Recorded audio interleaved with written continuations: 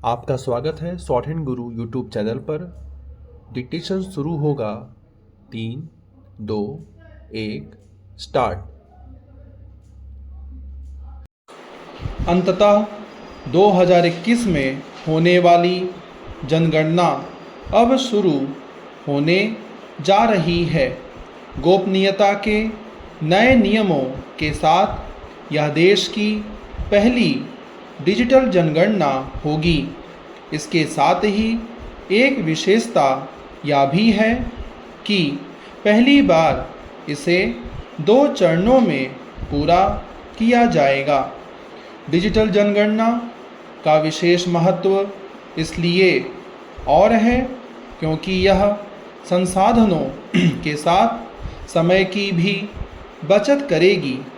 Digital जनगणना पारंपरिक कागज पत्रों के स्थान पर मोबाइल ऐप, वेब पोर्टल और वास्तविक समय की निगरानी का उपयोग करके की जाएगी। इससे एक तो जनगणना का विवरण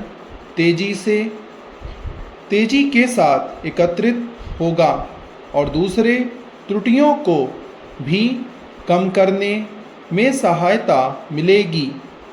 डिजिटल जनगणना होने के कारण ब्यौरा सीधे सर्वर पर पहुंचेगा, जिससे प्रक्रिया कहीं अधिक तेज एवं सटीक होगी।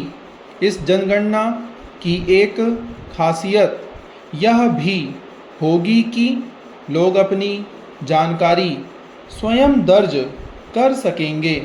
लोगों को यह काम नीरछीर ढंग से करना होगा, क्योंकि जनगणना आयुक्त ने स्पष्ट किया है कि जनगणना के दौरान जुटाए गए विवरण को पूरी तरह गोपनीय रखा जाएगा। स्वतंत्रता के बाद होने जा रही 8वीं जनगणना की महत्ता केवल इसलिए नहीं है कि यह डिजिटल रूप में होगी, बल्कि इसलिए भी है कि स्वतंत्र भारत में पहली बार जातियों का विवरण भी एकत्र किया जाएगा। स्पष्ट है कि इस जनगणना के माध्यम से देश की सामाजिक, आर्थिक एवं जातीय स्थिति की अपेक्षाकृत अधिक परिपूर्ण तस्वीर सामने आएगी।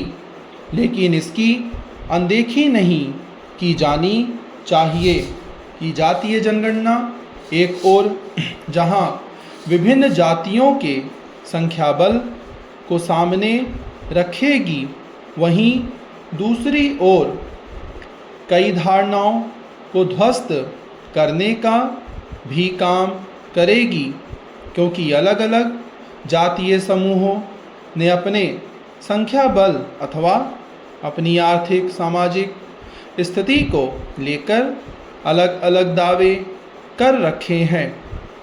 इन दावों पर पूरी तरह इसलिए भरोसा नहीं किया जा सकता क्योंकि देश में 1931 के बाद जातिगत जनगणना हुई ही नहीं। यह मानना सही नहीं होगा कि जातियों की जो संख्या है और स्थिति करीब 100 वर्ष पहले थी, वह आज भी है। एक दृष्टि से यह अच्छा ही है कि जनगणना के साथ ही जातियों का ब्यौरा भी सामने आ जाएगा, लेकिन इसकी आशंका भी है कि इस ब्यौरे के आधार पर कहीं जातिवाद की राजनीति बेलगाम ना हो जाए। यदि ऐसा हुआ तो यह अच्छा नहीं होगा। इसलिए नहीं होगा क्योंकि जातिवादी राजनीति विभाजन और वैमनस्य को जन्म देती है। उचित यह होगा कि सरकार ऐसे उपाय करे जिससे जातिगत जनगणना का इस्तेमाल जातिवाद और साथ ही वोट बैंक बनाने वाली आरक्षण की स्वार्थी राजनीति के तौर पर ना किया जा सके। यह समझने की ज़रूरत है कि जनगणना का उद्देश्य किसी के भी संकीर्ण राजनीतिक हितों की पूर्ति के लिए नहीं, बल्कि शासन की नीतियों को प्रभावशाली तरीके से बनाने और उन्हें लागू करने के लिए होता है। चैनल को सब्सक्राइब करना ना भूलें। फ्यूचर के डिक्टेशन और लाइव स्टेनो स्किल टेस्ट देने के लिए साथ में लाइक और शेयर जरूर करें वीडियो को।